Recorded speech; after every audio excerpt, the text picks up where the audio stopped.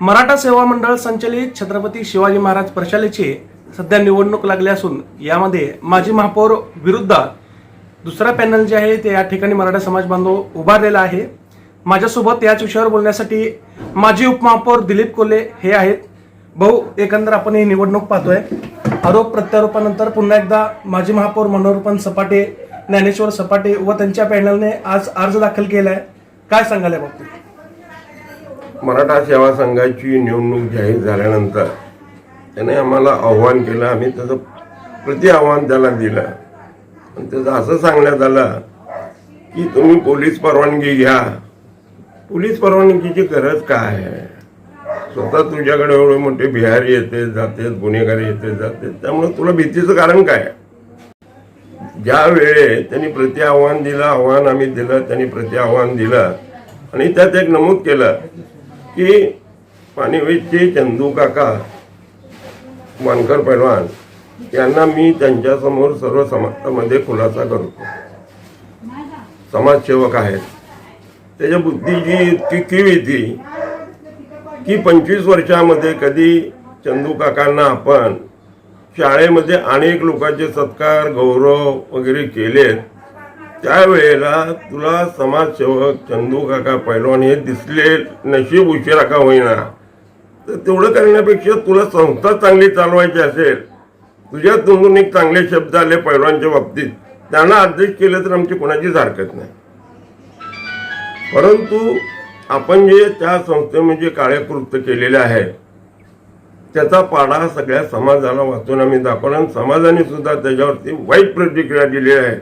म्हणून समाजाला माझं असं आव्हान आहे की अशा कृत्य करणाऱ्या माणसाला संस्थेत ठेवून संस्थेची शाळा वाचवण्यासाठी, संस्था वाचवण्यासाठी आपण त्यांना मतदान करू नये, एवढं माझं आव्हान आहे।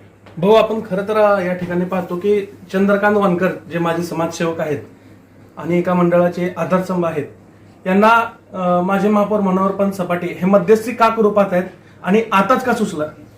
माझं म्हणणं ते आहे, 25 वर्षामध्ये चंदू काकांना आपण कधी शाळेत बोलवलं का? अनेक दसऱ्याचा कार्यक्रम घेतो, अनेक उत्सव करतो, त्या ठिकाणी चंदू काकाला का बोलवलं नाही? म्हणजे उशिरा सुचलेलं शहाणपण आहे। मग ठीक आहे ना, आमचे तुझ्यावरती एवढे आरोप आहेत, तक्रारी नाहीत, मी त्या संस्थेचा आजीव सभासद आहे, 2 वेळा मतदान केलंय आणि काही मला कुठलं कारण न देता त्यांनी कमी करणं आणि दुसऱ्याला त्या ठिकाणी घेणं, म्हणजे याचा हेतू काय आहे?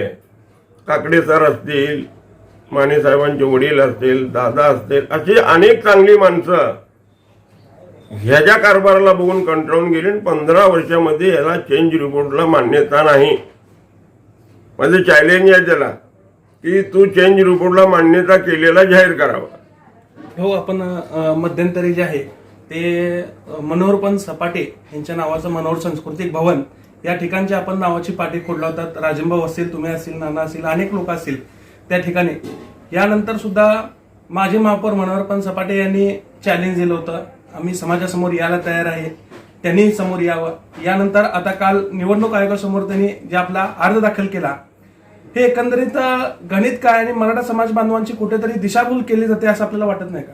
दिशाभूल नाही, तो बदमाश आहे एक नंबर। समाजामध्ये अनेक काळे कर्तृत्व त्यांनी केले, एखाद्या माणसावर 22 गुन्हे दाखल होते, म्हणजे विचार करा तुम्ही। आणि समाजाने बी विचार करण्याची आता वेळ आलेली आहे की असली घाण ही संस्थेमधून काढून टाकावी आणि त्याला मतदान करू नये असं आवाहन करतोय मी। संस्था गिळंकृत करण्याचा प्रयत्न आपण सर्वजण करताय असं ते थेट आरोप करतायत, त्यांना काय आपण सांगू इच्छिता?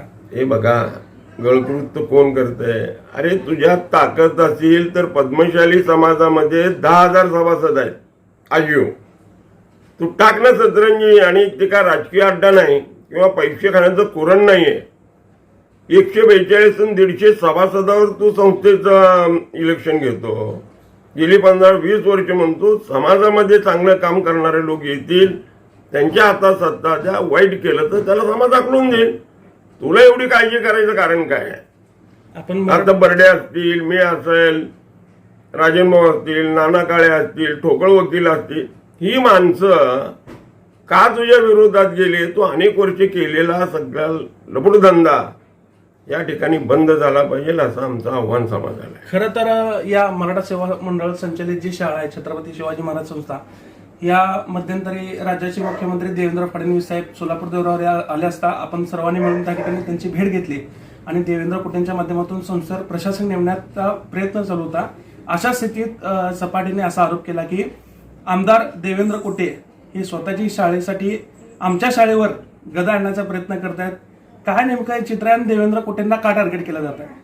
हे बघा, ह्या सगळ्या चाललेल्या कारभाराचा ज्या वेळेला समाजात मोठा उद्रेक झाला, मोर्चा निघाला, त्यानंतर आम्ही सर्वच आमदारांना भेटलो आणि सांगितलं की आमच्या समाजाची शाळा ह्या पाशातून मुक्त करा आणि आम्हाला न्याय द्या.